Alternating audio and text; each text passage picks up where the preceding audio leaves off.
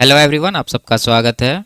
RRB NTPC 2019 का CBT 1 का maths का सॉल्यूशन कर रहे हैं, जिसमें 28 दिसंबर 2020 से 30 जनवरी 2021 तक जितने भी शिफ्ट में एग्ज़ाम हुए सभी शिफ्ट के सॉल्यूशन कंप्लीट हो चुके हैं। इन सब के वीडियोस प्लेलिस्ट में मिल जाएंगे। आज के क्लास में 31 जनवरी 2021 का पहला शिफ्ट का सॉल्यूशन करेंगे और इन सब का सॉल्यूशन पहले ही कंप्लीट हो चुका है। इनके वीडियोज़ देखने के लिए प्लेलिस्ट विजिट कर सकते हैं, लिंक नीचे डिस्क्रिप्शन में दिया हुआ है। तो शुरू करते हैं। उससे पहले चैनल पर नए हैं तो चैनल को सब्सक्राइब कर दीजिए।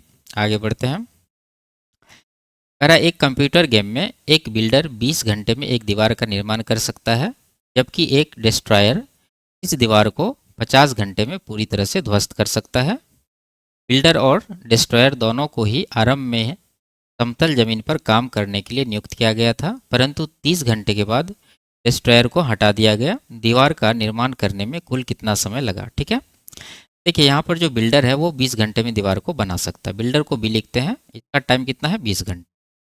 और डिस्ट्रॉयर जो है ये 50 घंटे में पूरा दीवार को ये ध्वस्त कर सकता है, तो इसका डी लिखते हैं डिस्ट्रॉयर को, और इसका टाइम है 50 घंटे। और टोटल कैपेसिटी मान लेते हैं इन दोनों का एलसीएम 100 यूनिट। 20 से डिवाइड करेंगे 5 आएगा, 50 से डिवाइड करेंगे तो 2 आएगा। ठीक है, देखिए ये डिस्ट्रॉयर जो है दीवार को ध्वस्त कर रहा है, तो इसको माइनस में लिखेंगे क्योंकि ये नेगेटिव वर्क कर रहा है। ठीक है, अब देखिए यहाँ पर कह रहा है कि 30 घंटे तक दोनों साथ में काम किया, 30 घंटे के बाद इसको हटाया गया है। 30 घंटा में ये दोनों मिलके कितना काम किए होंगे? देखिए, बिल्डर बनाएंगे 5 यूनिट और डिस्ट्रॉयर इसको 2 यूनिट ध्वस्त कर देंगे, तो कुल मिला के जो काम होगा 5 माइनस 2 3 यूनिट होगा। 30 घंटा गुना 3 से कर देंगे तो कितना हो जाएगा? 90 यूनिट। यानी 100 में से 90 काम हो चुका है। अब कितना काम बच गया? 10 काम। अब कौन करेगा? देखिए, इसको तो हटा दिया गया है, अब बिल्डर सिर्फ बनाएगा। बिल्डर का कैपेसिटी कितना है? 5 यूनिट। 10 यूनिट काम को करने में 5 से डिवाइड करेंगे तो टाइम निकल जाएगा। ये कितना आ जाएगा? 2 घंटे। अब देखिए टोटल टाइम पूछ रहा, तो 30 घंटा यहाँ पर लगा था, दोनों साथ में काम किया था, और 2 घंटा यहाँ पर, तो कुल मिला के 30 प्लस 2 कितना हो जाएगा? 32 घंटा। ऑप्शन नंबर 4 इसका आंसर है। आगे बढ़ते हैं। 32:20 को निम्नतम रूप में व्यक्त कीजिए। ठीक है, तो कटा देते हैं हम लोग, 4 से कटाएंगे, 4 अट्ठे 32, 4 पंचे 8:5 इसका आंसर होगा। आगे बढ़ते हैं। अदिति, आदित्य और आदिया की वर्तमान आयु का योग 120 वर्ष है, तो 3 वर्ष पहले उनकी आयु का योग कितना था? ठीक है, देखिए वर्तमान आयु का योग कितना है? 120। 3 वर्ष पहले का पूछ रहा, तो हम लोग को 3 वर्ष पहले जाना होगा, तो 3 वर्ष जाने के लिए 3 माइनस करना होगा। तो 3 पर्सन है यहाँ पर, तो तीनों में 3 माइनस करेंगे तो टोटल कितना माइनस करना पड़ेगा? 3 या 9 वर्ष। जब 9 120 में माइनस होगा तो कितना बच जाएगा? 111 साल। यही इसका आंसर होगा, ऑप्शन नंबर 1। ठीक है, आगे बढ़ते हैं। एक हाउसिंग सोसाइटी के निवासियों में से 13/18 के पास स्वयं की कार है, और जिनके पास कार है उनमें से 48/65 ने कवर्ड पार्किंग स्थान खरीदा है। ठीक है, यदि 136 निवासी खुले में गाड़ी पार्क करते हैं तो सोसाइटी में कुल कितने निवासी रहते हैं? ठीक है, देखिए यहाँ पर कह सोसाइटी में जितने भी निवासी है उनमें से 13/18 के पास स्वयं की कार है, तो मान लेते हैं टोटल निवासियों की संख्या, ये जो फ्रैक्शन के नीचे है क्या है? 18। टोटल को मान लेते हैं हम लोग यहाँ पर कि 18 लोग इस सोसाइटी में रहते हैं। ठीक है, अब उनमें से कार किसके पास है? कार जिनके पास है उनका संख्या कितना है? टोटल 18 माने हैं। 18 का 13/18 के पास कार है, तो इसका 13/18 जब निकालेंगे हम लोग तो कितना निकल के आएगा? 13। ठीक है, आगे कह रहा है कि जिनके पास कार है उनमें से 48/65 ने पार्किंग स्थान खरीदा है। यदि 136 निवासी खुले में गाड़ी पार्क करते हैं, यानी कि वो उसका संख्या दिया है जो पार्किंग नहीं खरीदा, तो हम लोग को यहाँ से फ्रैक्शन निकालना होगा कि कितने भाग ऐसे हैं जो पार्किंग स्थान नहीं खरीदा है। तो वो कहाँ से आएगा? देखिए, जिनके पास कार है उनमें से 48/65 ने खरीदा है, तो कितना नहीं खरीदा है? एक में से 48/65 हम लोग माइनस करेंगे तो वो भाग निकल के आएगा जो पार्किंग नहीं खरीदे हैं। तो ये कितना हो जाएगा? 65 माइनस 48, ये आ जाएगा कितना? 17/65। ठीक है, माइनस करने के बाद यानी इतने लोग जो है खुले में गाड़ी पार्क करते हैं, तो इतने भाग। ठीक है, तो टोटल के कार कितने हैं? 13 लोगों के पास कार है, इसका 17/65 ये जो है पार्किंग नहीं खरीदा है। 17/65 निकालते हैं, 13 से कटाएंगे 5 बार में, तो ये आ गया आपका 17/5। इतने जो लोग हैं वो खुले में गाड़ी पार्क करते हैं, जबकि यहाँ पर दे कितना रखा है? 136। इसी का वैल्यू हो जाएगा 136। तो कुल निवासी निकालना है, कुल कितना है? 18 माने थे, तो 18 का निकाल देते हैं यहाँ। 136 वो 17/5 से डिवाइड करेंगे तो 17 नीचे आएगा, 5 ऊपर चला जाएगा। और निकालना कितना का है? 18 का, तो 18 से गुना भी करना पड़ेगा। कटाते हैं इसको, 8 बार में कटेगा। 8 पंजे 40 गुना 18, 18 चौके 72 पर 1 जीरो, यानी कि 720 टोटल इसका आंसर होगा, ऑप्शन नंबर 2। ठीक है, आगे बढ़ते हैं। बिंदु ए बी और सी केंद्र ओ वाले एक वृत्त पर स्थित है। यदि कोण ए सी बी 46.5 डिग्री है तो लघु वृत्तखंड ए बी पर बने कोण ए ओ बी का माप ज्ञात कीजिए। ठीक है, एक वृत्त बना लेते हैं और यहाँ पर 3 बिंदु है वृत्त के परिधि पर, ए बी सी। कहीं पर ले लीजिए, ए सी, इस तरह से ले लेते हैं और इसका केंद्र है ओ। अब क्या दे रखा है? कोण ए सी बी 46.5 है, तो ए सी बी कहाँ है? ए सी बी, यानी कि ये मान लीजिए सी है तो इसको मिलाना होगा और बी को भी मिलाना होगा। ठीक है, तो ये कोण आ गया कितना? ये आ गया 46.5, तो बाहर में लिख देते हैं यहाँ पर। और कह रहा है लघु वृत्तखंड ए बी पर बने कोण ए ओ बी का माप ज्ञात कीजिए। कहाँ पर है लघु वृत्तखंड? ये है, ये वाला ए ओ बी, ये कौन है? यहाँ से मिला दीजिए इसको, ये हो गया ए ओ बी। इसी का निकालना, मान लेते हैं थीटा है, तो ये कितना डिग्री का होगा? देखिए परिधि पर जितना का कोण बनता है उसका 2 गुना केंद्र पर बनता है। ठीक है, तो यहाँ 46.5 बन रहा है तो केंद्र पर कितना होगा? 46.5 का 2 गुना। उसको जब 2 से गुना करेंगे तो ये कितना होगा? 93 डिग्री, 93 डिग्री इस सवाल का आंसर होगा, ऑप्शन नंबर। आगे बढ़ते हैं। निम्नलिखित को हल करना, तो यहाँ पर 4 से कटा दीजिए इसको 4 बार में। 8 चौके 32 हुआ, ये में 32 जब माइनस करेंगे तो कितना आएगा? माइनस का 26। अब यहाँ आगे माइनस है तो कुल मिला के प्लस हो जाएगा कितना? 26 15 41, प्लस में हो गया। अब 19 के बाद माइनस, यानी कि 19 में 41 माइनस करना है तो कितना बच जाएगा? ये बच जाएगा आपको 22। ठीक है, माइनस में। अब आगे प्लस है, यहाँ माइनस करना, तो 52 में 22 माइनस करेंगे तो कितना आएगा? 32। 32 इस सवाल का आंसर होगा। आगे बढ़ते हैं। 90 का वर्गमूल किसके बीच है? ठीक है, देखिए 90 से जस्ट छोटा जो वर्ग संख्या वो क्या है? 81 है। और इससे जस्ट बड़ी वर्ग संख्या कौन सी है? 100। 81 का वर्गमूल 9 आएगा, 100 का वर्गमूल 10, यानी ये जो 90 है ये 9 और 10 के बीच में, तो ऑप्शन नंबर 1 इसका सही आंसर। ठीक है, यानी 90 का वर्गमूल इन दोनों के बीच में है। आगे बढ़ते हैं। इसका मान निकालना है तो देखेंगे यहाँ पर एंगल का योग कितना है? 90 डिग्री। जब एंगल का योग 90 है तो ये दोनों कट जाएगा, क्योंकि cos 41 को आप लिख सकते हैं क्या? साइन में 90 माइनस 41 करेंगे तो 49, यानी कि साइन 49 इसको लिख सकते हैं। देखिए नीचे भी साइन 49, ऊपर भी ये हो रहा है तो कट जाएगा, उसी तरह से यहाँ भी कट जाएगा। कुल मिला के 1 + 1 2 इसका आंसर होगा। आगे बढ़ते हैं। एक आयत का परिमाप 96 मीटर और इसकी लंबाई 27 मीटर है, इसकी चौड़ाई ज्ञात कीजिए। ठीक है, देखिए परिमाप कितना है? 96। अगर इसको हम लोग 2 से डिवाइड करेंगे तो लंबाई प्लस चौड़ाई का योग निकल जाएगा। तो 2 से जब डिवाइड करेंगे तो कितना आएगा? 48 मीटर।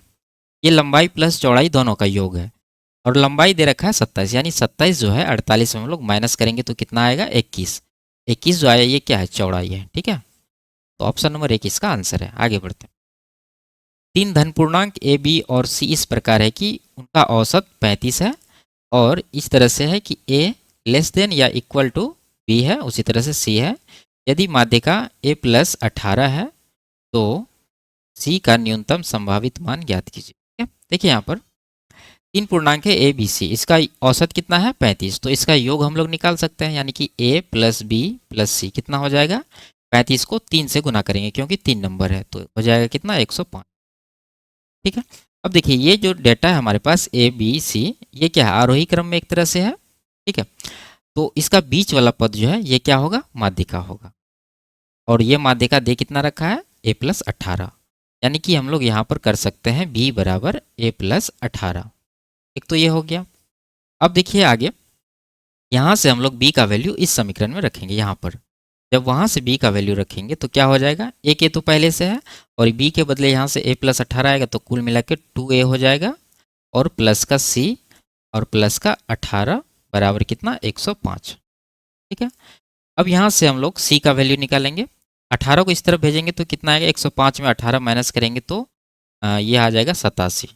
ठीक है, 87 आएगा। उसके बाद 2a को इस तरफ भेजेंगे, माइनस का 2a, तो c का वैल्यू यहाँ से आया है। अब इसको आगे करना है। अब देखिए यहाँ से हम लोग एक कंडीशन पकड़ेंगे, ये b < c, तो यहाँ से आप कर लीजिए इस तरह से। अब यहाँ पर देखिए b का वैल्यू यहाँ से लेंगे b बराबर, और c का वैल्यू यहाँ से लेंगे, यहाँ पर देंगे। तो b का वैल्यू कितना है? a + 18 लिखिए, a + 18, और यहाँ से c का वैल्यू कितना है? 87 माइनस का 2a। अब 2a को इस तरफ ले आइए तो हो जाएगा कितना 3a। 18 को इस तरफ भेजेंगे, 87 में 18 माइनस हो जाएगा तो कितना बचेगा, ये बच जाएगा 69। ठीक है, 3 से 69 को कटा देंगे, ये आएगा कितना 23। यानी ए जो है लेस देन या इक्वल है 23 के। यानी कहने का मतलब है कि ए का मैक्सिमम वैल्यू कितना हो सकता है, 23 हो सकता है ए का। अब यहाँ से हम लोग बी का भी निकाल सकते हैं। ये देखिए बी बराबर ए प्लस 18 है, तो बी बराबर कितना हो जाएगा, अगर ए का मैक्सिमम वैल्यू ये 23 हम लोग इसमें रखेंगे तो बी का कितना आएगा 23 प्लस 18, ये आ जाएगा आपको 41। यानी बी का भी ये मैक्सिमम वैल्यू है, दोनों का ये क्या है मैक्सिमम वैल्यू। अब देखिए जब सी का मिनिमम वैल्यू यहाँ पर पूछ रहा है, न्यूनतम मान, तो ए और बी का मैक्सिमम लेना पड़ेगा और तीनों का योग देखिए कितना है 105 है। तो यहाँ पर आप क्या करेंगे, सी का यहाँ पर निकला हुआ है तो मैक्सिमम वैल्यू ए का यहाँ से 23 इसमें रख दीजिए। तो 87 माइनस 23 दूना 46, तो इसमें जब माइनस करेंगे तो 41 आएगा।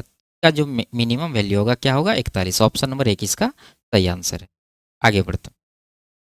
यदि 5 वर्ष के लिए निवेश की गई राशि एक धनराशि पर निवेश की गई एक धनराशि पर प्रति वर्ष साधारण ब्याज प्रदान किया जाता है और 5 वर्ष की अवधि समाप्त होने के बाद परिपक्वता पर देय राशि 2340 रुपया होती है। हालांकि यदि धनराशि को केवल 2 वर्षों के लिए निवेश किया गया होता तो परिपक्वता पर देय राशि 2016 रुपया होती। निवेश की गई मूल राशि कितनी है। ठीक है, तो मान लेते हैं कि मूल धनराशि कितनी है, ये है मान लेते हैं। और ये 2 वर्ष में कितना हो रहा है, देखिए केवल 2 वर्ष के लिए जब निवेश किया जा रहा है तो 2016 मिल रहा है। यानी 2 वर्ष में ये पी जो है कितना बन जाएगा 2016। यहाँ पर इस तरह से कर देते हैं, टाइम कितना लग गया इसको 2 साल। और ये जो 2340 बन रहा है ये कितना साल में बन रहा है 5 साल में। यानी यही पी जो है 5 साल में आपको बन रहा है 2340। ठीक है, अब देखिए 2016 से 2340, यहाँ इन दोनों के बीच टाइम का गैप कितना है, ये बन रहा है 5 साल में, ये बन रहा है 2 साल में। यानी इन दोनों के बीच जो है टाइम का गैप है आपको 3 साल का। और ब्याज में देखेंगे कितना रुपया का गैप हुआ है, जब अंतर लेंगे तो आएगा कितना, इधर आएगा 300 और इधर 24, यानी कि 324। ये 3 साल में 324 का ब्याज मिलेगा। तो प्रत्येक साल कितना मिलेगा, 3 से 324 को डिवाइड करेंगे तो ये आएगा 108 रुपया। यानी 108 रुपया जो है प्रत्येक साल इसको ब्याज मिल रहा है एक साल में। अब यहाँ देखिए एक साल में 108 मिल रहा है तो 2 साल में कितना मिला होगा, 2 साल में मिला होगा इसका 2 गुना यानी कि 216 रुपया। कहने का मतलब है कि पी कोई भी राशि है उसमें 216 जोड़ने के बाद ये मिश्रधन बना होगा 2016। यानी मूलधन निकालने के लिए 2016 यानी मिश्रधन में 216 ब्याज माइनस करेंगे तो एक कितना आ जाएगा मूलधन 1800। 1800 इस सवाल का आंसर होगा, ऑप्शन नंबर 2। आगे बढ़ते हैं। 5% साधारण ब्याज की दर पर 4 वर्ष के लिए निवेश की गई कोई धनराशि परिपक्वता पर 150 रुपया हो जाती है। निवेश की गई धनराशि ज्ञात कीजिए। ठीक है, सिंपल सा देखिए 5% का रेट है, 4 वर्ष का समय है, तो टोटल कितना ब्याज मिलेगा 5 गुना 4 यानी 20%। 20% का ब्याज हुआ और 100% मूलधन, तो कुल मिला के 120% मिश्रधन बनेगा। इसी का वैल्यू दे रखा है 150 रुपया और मूलधन पूछा यानी कि 100% का वैल्यू यहाँ से हम लोग को निकालना होगा। तो कटाएंगे 20 से 5 बार में, 20 से 6 बार में, 6 से इसको कटाइए 25 बार में, 25 पंचा 125 रुपया इस सवाल का आंसर होगा, ऑप्शन नंबर 2। आगे बढ़ते हैं। परवेज प्रतिदिन 6 PM पर अपने कार्यालय से निकलता है और 7:30 PM पर घर पहुंच जाता है। एक दिन वह 6 PM पर अपने कार्यालय से निकला लेकिन उसने अपनी सामान्य चाल की 4/5 चाल से 1/4 दूरी तय की। यदि कवरेज समय पर घर पहुंचने में सफल हुआ तो उसने यात्रा के शेष भाग को अपनी सामान्य चाल के कितने गुने पर तय किया। ठीक है, देखिए बहुत अच्छा सवाल है, आप इसको अच्छे से समझिए। देखिए सवाल में जो फ्रैक्शन का यूज हुआ है क्या क्या हुआ वो हम लोग लिख लेते हैं। देखिए 4/5 के चाल से चल रहा है तो 4/5 लिखेंगे। उसके बाद 1/4 दूरी कवर किया तो 1/4 लिखेंगे। अब यहाँ पर समय भी देख लेते हैं। देखिए 6 से 7:30 यानी 1.5 घंटा का समय है, फ्रैक्शन में आ रहा है तो 3/2 लिखेंगे। अब सवाल में ना ही चाल दिया हुआ है ना ही दूरी दिया हुआ है, सिर्फ समय दिया है, तो हम लोग पहले इसको चाल को मानेंगे। क्या मानेंगे, इनके हर में जो है इन तीनों का गुणनफल, 5 के 20 दूना 40, तो स्पीड इसका मान लेते हैं कितना है 40 किलोमीटर प्रति घंटा। ठीक है, अब डिस्टेंस निकालेंगे। अब डिस्टेंस कितना निकलेगा, देखिए यहाँ पर 6 PM पर चलता है और 7:30 बजे पहुँच जाता है, 1.5 घंटा का समय लगता है और स्पीड है 40, तो 40 के स्पीड से 1.5 घंटा में कितना दूरी कवर करेगा 60 किलोमीटर। हम निकाल देते हैं यहाँ पर 40 को 1.5 यानी कि 3/2 से गुना करेंगे, 20 बार में कटेगा, 20 या 60 किलोमीटर इसका क्या आ गया डिस्टेंस आ गया। ठीक है, अब देखिए इस डिस्टेंस को ये दो भाग में कवर किया। हम यहाँ पर एक भाग इधर करते हैं इस तरफ, एक भाग इस तरफ करेंगे। यहाँ पर क्या कह रहा, एक दिन वह अपने कार्यालय से निकला, लेकिन उसने अपनी सामान्य चाल की 4/5 चाल से। सामान्य चाल माने कितना है, 40 किलोमीटर। अब इसका 4/5 के चाल से चलेगा, तो 40 का 4/5 जब निकालेंगे तो कितना आएगा, 5 अट्ठे 8 चौके 32। ठीक है, निकाल देते हैं यहाँ पर। देखिए सामान्य चाल इसका 40, इसका निकालेंगे हम लोग 4/5। तो 5 से कटाएंगे 8 बार में, 8 चौके कितना आ गया, 32। ठीक है, तो ये 32 किलोमीटर प्रति घंटा इसका नया चाल है। ये चाल से जो ये चल रहा है। अब यहाँ पर दूरी कितना कवर किया है, 1/4 दूरी। इसके चाल से 1/4 दूरी। अब टोटल दूरी कितना हुआ था यहाँ पर, 60 किलोमीटर। दूरी 1/4 कवर किया, तो 60 का हम लोग क्या करेंगे, 1/4 निकालेंगे। तो 60 का 1/4 कितना होगा, 15 किलोमीटर। अब देखिए ये नया जो है यहाँ पर चाल आया है और नया दूरी आया है। तो यहाँ पर हम लोग टाइम निकाल लेंगे। इसका टाइम कितना होगा, दूरी बटा समय, यानी कि दूरी है 32 और समय कितना, ये दूरी बटा चाल। दूरी है कितना, 15 किलोमीटर और चाल कितना है, 32। 15/32 इसका समय आ गया आवर में। अब आते हैं दूसरे तरफ। अब यहाँ पर देखिए यदि परवेज समय पर घर पहुँचने में सफल हुआ, यानी कि समय उसको उतना ही लग रहा है, 1.5 घंटा, तो उसने यात्रा के शेष भाग को कितने चाल से, मतलब कितना गुना चाल से कवर किया। अब देखिए टोटल 60 किलोमीटर का दूरी है, जिसमें उसने 15 किलोमीटर का कवर कर लिया यहाँ पर। ठीक है, 60 में 15 आप माइनस करेंगे तो कितना बचेगा, 45 किलोमीटर। अब दूरी बच गया 45 किलोमीटर। अब टाइम उसके पास कितना है, टाइम निकालना होगा आपको। देखिए यहाँ पर टोटल टाइम कितना था, 1.5 घंटा। 1.5 घंटा में उन्होंने 15/32 घंटा का उपयोग किया, तो शेष टाइम जो बचेगा वो कितना बचेगा, 1.5, यानी कि 3/2 में माइनस कर देंगे हम लोग 15/32। जब माइनस करेंगे ये कितना आएगा, एलसीएम तो 32 ही आएगा। इधर 16 या 48 हो जाएगा, इधर 15 हो जाएगा। माइनस करेंगे तो 33/32 आया। ठीक है, अब इस दूरी को इतने समय में ये कवर करेगा, तो चाल कितना होगा, यहाँ से हम लोग स्पीड निकाल रहे हैं। स्पीड बराबर दूरी, इतना दूरी बचा है और इतना समय बचा है इसके पास। ठीक है, बचा हुआ समय है ये कितना है, 33/32। तो 33 नीचे आएगा, 32 ऊपर चला जाएगा। घटाते हैं 11 बार में, 3 से 15 बार में, तो 15 दूना 30 बचा 3, 15 या 45 3 48, 480/11। ये इसका नया क्या है, स्पीड है। इतना किलोमीटर प्रति घंटा की चाल से ये चला है बाद में। अब पूछ रहा है कि कितना गुना चाल से चला। नया समय जो है, नया चाल जो है पुराने चाल से कंपेयर करना है।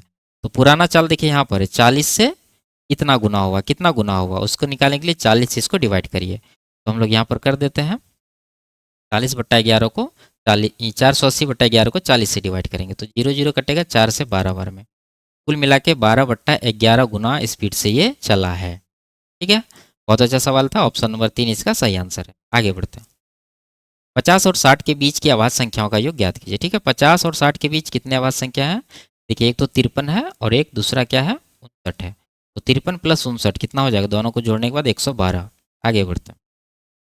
नीचे दी गई संख्याओं में से कौन सी पूर्ण वर्ग नहीं है। ठीक है, तो इसको डिजिटल सम से सॉल्व करेंगे। पूर्ण वर्ग होने के लिए क्या कॉन्सेप्ट है कि इसका डिजिटल सम आपको 1, 4, 7 और 9 होना चाहिए। ठीक है, इन चारों में से कोई एक होना चाहिए। तो हम लोग ऑप्शन चेक करेंगे, जो ऑप्शन का डिजिटल सम इन चारों में से नहीं होगा वही इसका आंसर हो जाएगा। तो देखेंगे पहला 6 1 7 7 6 13, इधर 4 1 5 4 9, तो इसका डिजिटल सम कितना हो गया, 9। तो ये वर्ग संख्या हो सकता है। और इसका देखते हैं 8 4 12 3 15, 6 6 12 1 13, इसका डिजिटल सम कितना हो रहा है, 4। तो ये भी वर्ग संख्या हो सकता है। इसका 2 1 3 3 6 2 8, ये 8 आ रहा है, यहाँ पर देखिए 8 है, नहीं है, इसका मतलब ये वर्ग संख्या नहीं हो सकती। आगे देखते हैं 4 4 8, 8 3 11 7 18, 8 1 9 9, इधर भी डिजिटल सम कितना आ गया, 9 आ गया। ये भी वर्ग संख्या हो सकता है। ठीक है, तो हमारे पास जो डिजिटल सम के हिसाब से आया है ऑप्शन नंबर सी निकल के इसका आंसर है। ठीक है, मान लीजिए कि कोई कोई वर्ग संख्या नहीं भी रहता है और उसका डिजिटल सम इन चारों में से आ जाता है, तो उस स्थिति में हम लोग क्या करते, लास्ट वाला डिजिट चेक करते। आप लोग को मालूम होना चाहिए कोई भी वर्ग संख्या का लास्ट 2 नंबर वही नंबर होता है जो 1 से लेके 24 के स्क्वायर तक में नंबर आता है। ठीक है, यानी 1 के स्क्वायर से 24 के स्क्वायर तक का जो नंबर है उसके लास्ट में 2 डिजिट जो आता है वही वर्ग संख्या के लास्ट में रहना चाहिए। ठीक है, इस तरह से आप करके निकाल सकते थे। आगे बढ़ते हैं। 34 सेंटीमीटर और 18 सेंटीमीटर की भुजाओं वाले आयत को पुनः निर्मित करके एक समचतुर्भुज बनाया गया। इसका परिमाप आयत के परिमाप के बराबर है और इसके एक कोण की माप 120 डिग्री है। समचतुर्भुज का क्षेत्रफल ज्ञात कीजिए। ठीक है, देखिए एक समचतुर्भुज हम लोग पहले यहाँ पर बना लेते हैं इस तरह से, ठीक है, ऐसे बनेगा। अब यहाँ पर क्या कह रहा है कि जो आयत का परिमाप है वही समचतुर्भुज का परिमाप है। तो हम लोग आयत का परिमाप देखेंगे कितना हो रहा है। तो लंबाई ये है, चौड़ाई ये है, दोनों को जोड़ के 2 गुना करिए। तो 34, 8, 42, 10, 52, 52 का 2 गुना कितना होगा, 104। यानी यही है समचतुर्भुज का परिमाप। लोग को निकालना क्या है, इसका भुजा निकालना। तो उसके लिए इसको 4 से डिवाइड करेंगे, ठीक है। 4 से डिवाइड करेंगे तो कितना आएगा, 26 सेंटीमीटर। ये 26 सेंटीमीटर क्या आया, ये समचतुर्भुज का प्रत्येक भुजा आ गया, ठीक है। अब देखिए इसमें कह रहा है कि समचतुर्भुज का एक कोण 120 है। तो 120 क्या अधिक कोण है, तो अधिक कोण यहाँ पर बन रहा है, तो ये आ जाएगा 120 डिग्री। और ये न्यून कोण है, ये कितना होगा, इन दोनों का योग होता है 180, जिसमें 120 ये है, तो ये बच जाएगा कितना, 60 डिग्री। अब यहाँ से इसको हम लोग क्या करेंगे, मिला देंगे। अब मिलाने के बाद देखेंगे कि ये 60 है और ये दोनों भुजा क्या होता है, बराबर होता है। इसका चारों भुजा बराबर होता है। जब ये दोनों बराबर है तो बाकी दोनों कोण कितना बचा, 60 डिग्री और 60 डिग्री। आप यहाँ से भी देख सकते थे विकर्ण से, ये टोटल 120 था, तो विकर्ण खींचने के बाद 60-60 में ये बढ़ जाता है। तो यहाँ पर हम लोग देखें ये डायग्राम, तो ये बन गया एक समबाहु त्रिभुज। जब समबाहु त्रिभुज बन गया तो यहाँ से हम लोग क्या निकाल सकते हैं, ऊंचाई निकाल सकते हैं आराम से। तो ऊंचाई निकालने का फॉर्मूला क्या होगा, समबाहु त्रिभुज में a गुना √3/2 होता है। तो a कितना है, समबाहु त्रिभुज के लिए a यही होगा 26। तो 26 गुना √3/2 करेंगे तो कटाएंगे 2 से 13 बार में, यानी कि ये आ गया 13√3। अब समचतुर्भुज का क्षेत्रफल जब भुजा दिया रहे और ऊंचाई दिया रहे तो क्या होता है, आधार गुना ऊंचाई। आधार है 26 और ऊंचाई निकाले हम लोग 13√3। तो यही गुना करने के बाद जो आएगा आंसर हो जाएगा। तो गुना करेंगे तो कितना आएगा, इकाई कितना आ रहा है, 6 18। तो ऑप्शन नंबर सी में दे रखा है, तो यही इसका आंसर हो जाएगा, ठीक है।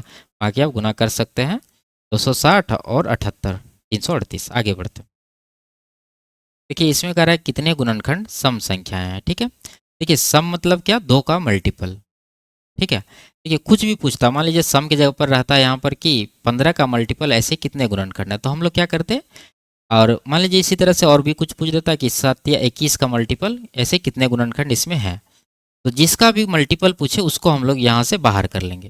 जैसे सम पूछ रहा है 2 का मल्टीपल, 2 इसमें से बाहर करेंगे।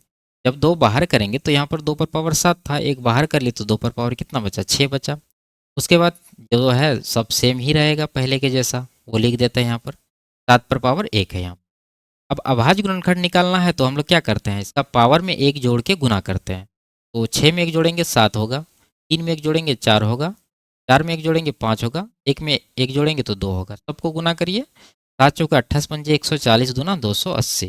तो 280 जो है इसका आंसर होगा, ऑप्शन नंबर 2, ठीक है। आगे बढ़ते हैं। इनमें से कौन सा 3, 4 और x का एलसीएम नहीं हो सकता। तो नहीं वाला पूछ रहा है, इसका मतलब देखेंगे ऑप्शन में कि जो भी एलसीएम होगा वो 3 और 4 का मल्टीपल होगा। तो 3 का मल्टीपल तो सभी ऑप्शन है, 4 का हम लोग चेक कर लेते हैं। ये 4 का मल्टीपल है, ये भी है, ये 4 का मल्टीपल नहीं, ये 4 का मल्टीपल है। तो इसके आधार पर ऑप्शन नंबर सी इसका आंसर निकल कर आया, ठीक है। आगे बढ़ते हैं। एक्स का न्यूनतम मान ज्ञात कीजिए जो को पूर्णांक बनाता है, ठीक है। तो ऑप्शन में देखेंगे तो मिनिमम नंबर है, छोटा नंबर, वो कौन सा है, ये 268 है। इसको अगर इसमें रखें वैल्यू तो 268, उसमें -4 जब जोड़ेंगे तो 200 माइनस का 272 होगा। कटाने के बाद 1/2 आया माइनस में, तो ये पूर्णांक नहीं है, ये फ्रैक्शन में आ गया, तो ये आंसर नहीं हो सकता है, ठीक है। इससे छोटी है कौन सा, 132, ये इसमें रखते हैं। 136 नीचे हो जाएगा, 132 माइनस और -4, तो माइनस का 136, ये कटाएंगे तो माइनस का 1 आएगा, ठीक है। तो ये पूर्णांक है, ऋणात्मक पूर्णांक, तो ये इसका आंसर हो जाएगा, ऑप्शन नंबर 1, ठीक है। आगे बढ़ते हैं। इसका योग पूछ रहा है, सिंपल सा है, कितना हो जाएगा, 25 4 29/10, ऑप्शन नंबर 2। आगे बढ़ते हैं। 10% 14% के लाभ और 10% की हानि पर किसी वस्तु के विक्रय मूल्यों का अंतर 60 रुपया है। वस्तु का क्रय मूल्य ज्ञात कीजिए, यानी 100% निकालना। देखिए 14% का लाभ हो रहा है, मान लेते हैं कि ये जो है इसका फर्स्ट प्राइस है। जब वो 14% में बेच रहा है तो ऊपर बेच रहा होगा 14%, और हानि हो रहा है 10%, तो नीचे जाएगा हानि 10%। तो कुल मिला के गैप कितना आया यहाँ पर, अगर देखें हम लोग तो 14 10 24% का गैप आया है। जबकि रुपया में कितना का अंतर है, 60 रुपये का, यानी कि 24% का वैल्यू 60 है। आप लिख सकते हैं 60/24%, और क्रय मूल्य निकालना यानी कि 100%। घटाइए इसको 12 से 2 बार में, 12 से 5 बार में, 2 से 50 बार में, 50 गुना 5 250 रुपया इसका आंसर होगा, ऑप्शन नंबर 1। आगे बढ़ते हैं। यदि ये दे रखा है तो इसका मान पूछ रहा है। देखिए पावर 1 से पावर 3 में जाना है तो क्यूब करना पड़ेगा। लोग जानते हैं फॉर्मूला क्या होता है क्यूब वाला, यानी कि जो नंबर है उसका क्यूब करेंगे, ठीक है, यानी कि 3 तिया 9 तिया 27 आ जाएगा। उसमें 3 गुना ये 3 तिया 9, 27 में 9 घटाएंगे तो 18। ऑप्शन नंबर 21 का आंसर होगा। ठीक है, फॉर्मूला होता है, एक बार लिख देते हैं। मान लीजिए कि x प्लस 1/x बराबर k रहे, तो x cube plus 1/x cube निकालने के लिए k का क्यूब माइनस 3k हम लोग करते हैं, ठीक है? तो वही यहाँ पर किया गया है। आगे बढ़ते हैं। 14 व्यक्ति 12 दिन में एक दीवार का निर्माण कर सकते हैं। 7 व्यक्तियों का एक अन्य समूह, इसमें से प्रत्येक व्यक्ति पहले समूह के व्यक्तियों की तुलना में केवल 1/4 कुशल है। इस दीवार के निर्माण कार्य को कितने दिन में पूरा कर लेंगे? ठीक है, देखिए यहाँ पर 1/4 कुशल, यानी 1/4 मतलब क्या होता है? 1/4। कहने का मतलब कि पहला ग्रुप वाला आदमी अगर 4 यूनिट काम करता है तो बाद वाला ग्रुप का आदमी कितना यूनिट काम करेगा? 1 यूनिट।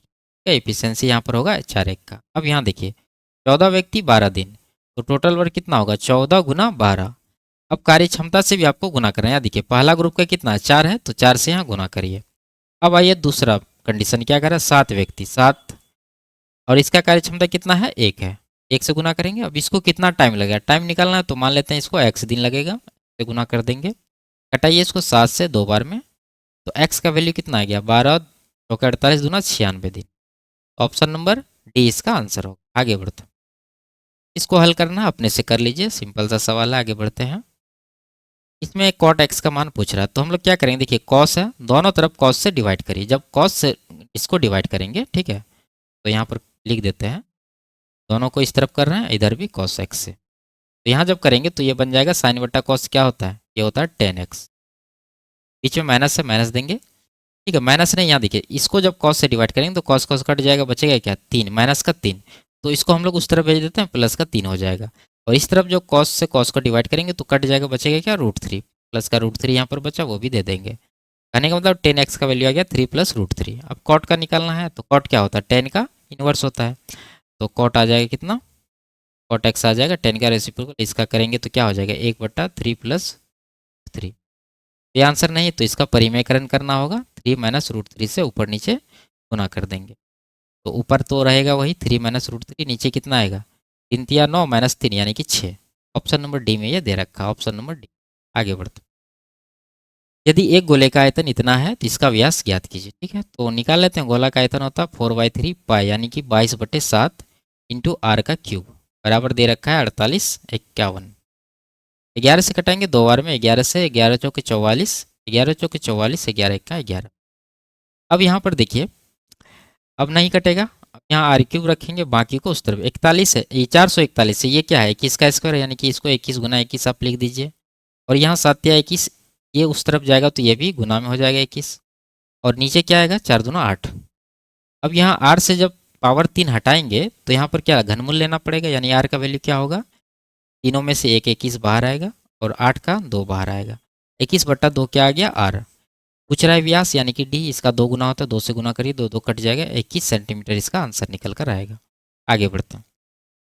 सोनम को एक 15 दिवसीय बिक्री अभियान के दौरान उसके यात्रा खर्चों के लिए कुछ पैसे दिए गए थे। हालांकि उसे 9 दिन अधिक रुकना पड़ा और परिणाम स्वरूप उसके औसत दैनिक यात्रा भत्ते में 75 रुपया की कमी हो गई।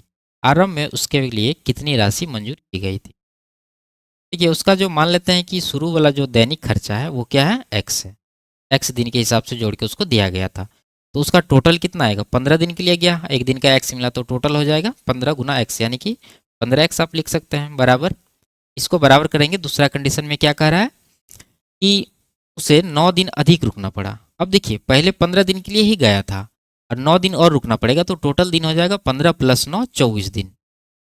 ठीक है, इसके परिणाम स्वरूप क्या हुआ कि उसके औसत दैनिक यात्रा भत्ते में 75 रुपया की कमी हो गई। कि पहले दैनिक भत्ता कितना माने थे? x रुपया, अब 75 का कमी हुआ है तो टोटल हो गया x - 75।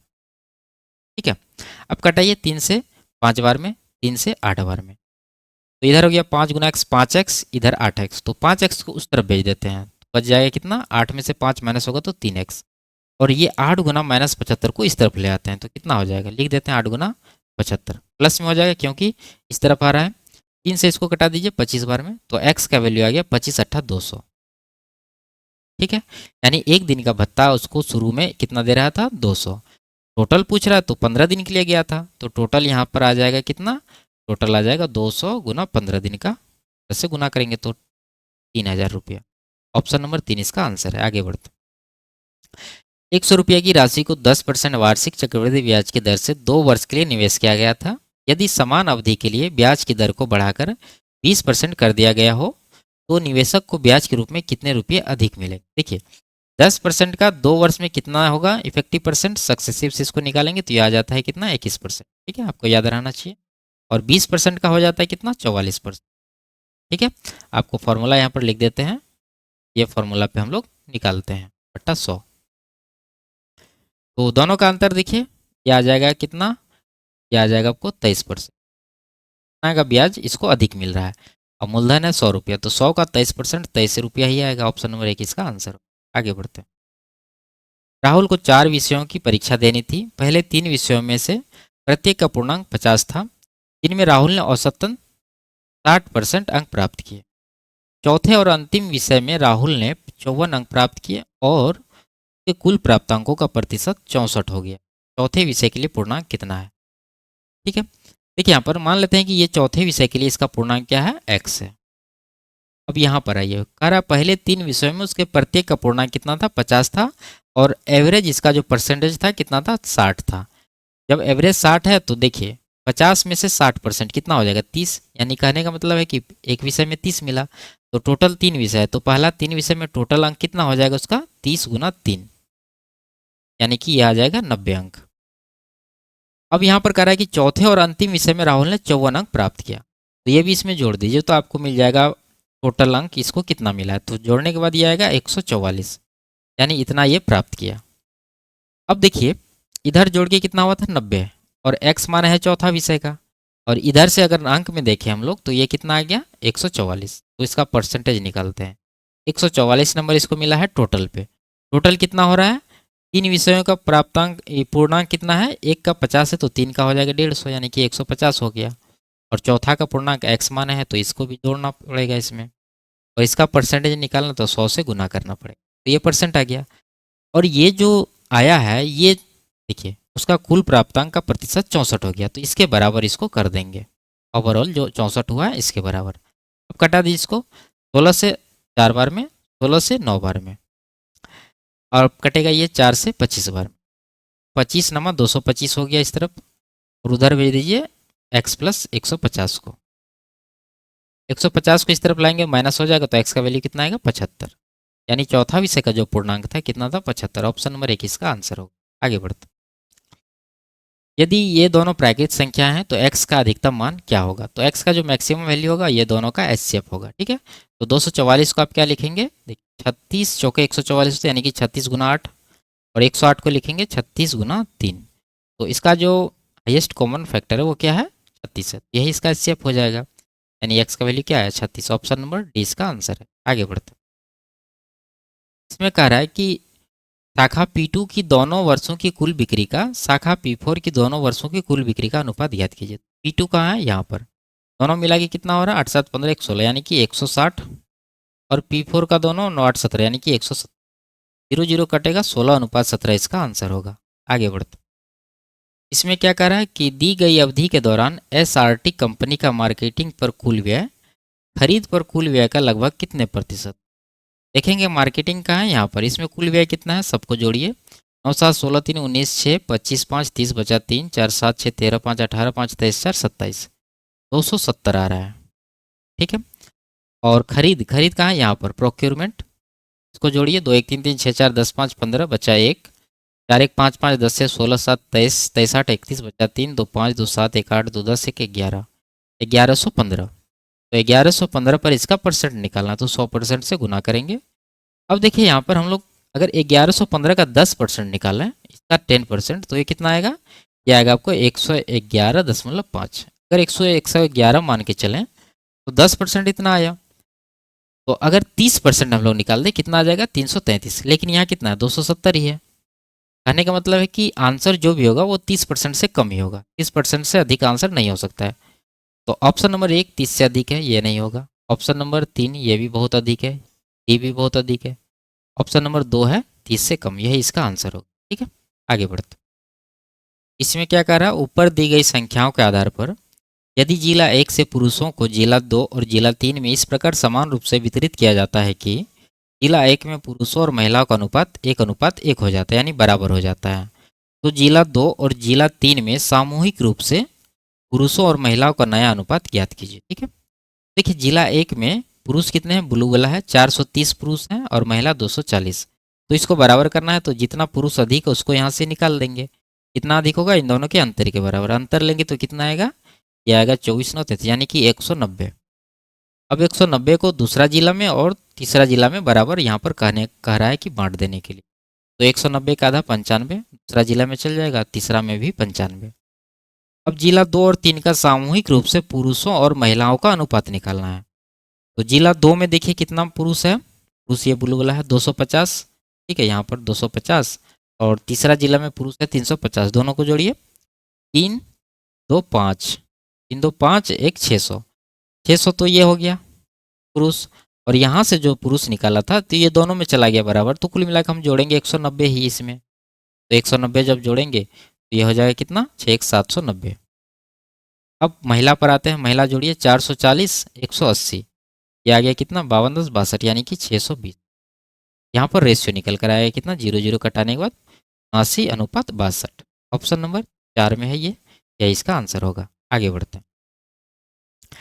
शहर पी से क्यू के 2 बस टिकटों तथा शहर पी से आर के 3 बस टिकटों की कीमत 99 रुपया है, परंतु शहर पी से क्यू के 3 बस टिकटों और शहर पी से आर की 2 बस टिकटों की कीमत 91 रुपया है, तो शहर पी से क्यू और शहर पी से आर तक का किराया कितना होगा।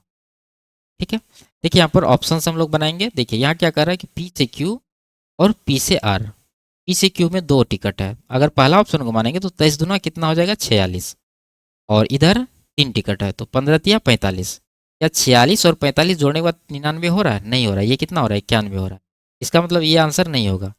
और 91 हो रहा है तो देखिए दूसरा कंडीशन में 91 रुपया है, तो दूसरा कंडीशन में हम लोग देखेंगे कि इसका अपोजिट जो होगा वही आंसर होगा, ऑप्शन नंबर सी में है इसका अपोजिट, यानी कि 15 पहले होगा 23 बाद में होगा। देखिए पी से क्यू के 3 टिकट, तो 15 के हिसाब से 3 टिकट का दाम होगा 45 रुपया, प्लस और पी से आर की 2 टिकट, तो पी ए से आर 23 रुपया, 23 दूना 46 रुपया हो जाएगा, 46 और 45 जोड़ेंगे तो कितना होगा 91, ये सेटिस्फाई कर रहा है, इसका मतलब यही इसका सही आंसर। और इसका दूसरा तरीका है कि समीकरण बनाइए, मान लीजिए कि पी से क्यू का एक्स है, यहाँ पर लिख देते हैं पी से क्यू तक का एक्स रुपया है और पी से आर तक का कितना है वाई रुपया है, तो 2 टिकट है तो 2x हो जाएगा, इधर 3 टिकट है तो 3y हो जाएगा, बराबर कितना लागत है 99 रुपये, बराबर कर देंगे। दूसरा कंडीशन में आएंगे 3 टिकट है तो 3x हो जाएगा, और पी से आर 2 टिकट है तो 2y हो जाएगा, बराबर 91 रुपया कर देंगे। ठीक है, 2 समीकरण बना, इसको आप सॉल्व कर लीजिए, आंसर निकल जाएगा। ठीक है, आगे बढ़ते। तो ये लास्ट सवाल था, वीडियो आपको कैसी लगी कमेंट में ज़रूर बताइए, अच्छी लगी तो वीडियो को लाइक और चैनल को सब्सक्राइब कर दीजिए। मिलते हैं अगले क्लास में, तब तक के लिए बाय बाय, टेक केयर।